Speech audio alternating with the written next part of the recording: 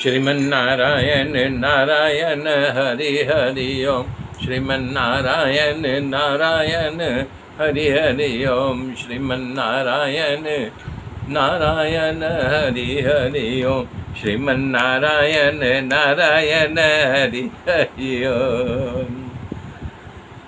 सुखदेव जी कह रहे हैं कि मनु महाराज के पुरुष शर्याती राजा की कन्या सुकन्या की कथा मैंने तुमसे कहा। शर्याती के यहाँ 3 पुत्र हुए थे, उत्तानबही, अनार्त और भूरिसेन। उसमें से अनार्त के यहाँ रेवत नामक पुत्र हुआ जो अनार्त देश का राजा था। उसके यहाँ 100 पुत्र हुआ, उसमें सबसे बड़ा ककुभी था। एक ककुभी एक कन्या थी, उसका नाम रेवती था।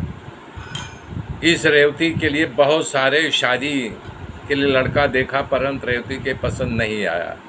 अंत में कल टाल करके कपकी राजा पितामह ब्रह्मा के पास गए। बोले, पितामह, इस लड़की के लिए संसार में कोई वर है क्या? तब ब्रह्मा जी ने कहा कि महाराज, तुम्हारी कन्या जैसा चाह रही वैसा पर तो अभी इस समय धरती पर नहीं है। वो महापुरुष होकर के 27 चरित्र की चौकड़ी बीत गया है। अभी तो प्रजा का गोत्र भी याद नहीं है, उसे कुल वंश की परंपरा भी याद नहीं है। वर्ण संकरता बढ़ गई है। पर एक काम करो, पृथ्वी पर भगवान नारायण के अंशावतार महाबलवान बलदेव जी लीला कर रहे हैं। बस इसी रत्न नर को अपनी कन्या अर्पण करो। तब बलभद्र जो लीला गान सुनने लायक है और साक्षात भगवान है, पृथ्वी का भार उतारने के लिए अपने अंश के साथ पृथ्वी पर प्रकट हुए, अवतार लिए हैं। ब्रह्मा जी के बात को सुन करके कुबकी बलराम जी के पास गए। ककुभी ने ब्रह्मा जी की सारी बात उनसे किया, अपनी कन्या स्वीकार करने की बात की, प्रार्थना की। तब बलराम जी ने विचार किया, जब पिता मैंने किया बात कही है तो जरूर इस कन्या का स्वीकार करना चाहिए। तो उन्होंने रेवती से विवाह किया। अब आगे नाभाग की कथा चल रही है। सुखदेव जी कहा कि मनु महाराज के 10 पुत्रों में एक नभक नामक पुत्र था। उसके यहाँ नाभाग नामक पुत्र उत्पन्न हुआ।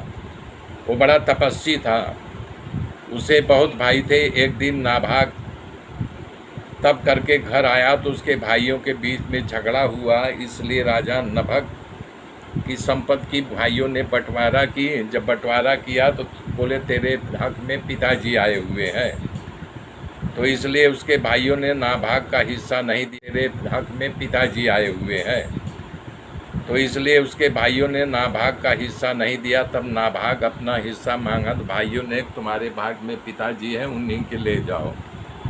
तो नाभाग अपने पिताजी से जब बात की, बोले, पुत्र कोई बात नहीं, एक काम करो, तुम चले जाओ। अभी जो है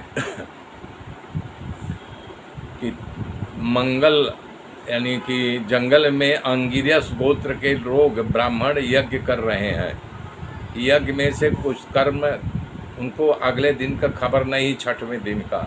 मैं तुम्हें बता रहा हूँ, जब उनको याद न आए तो तुम्हें दिला देना, तब तुम्हें वो धन देंगे।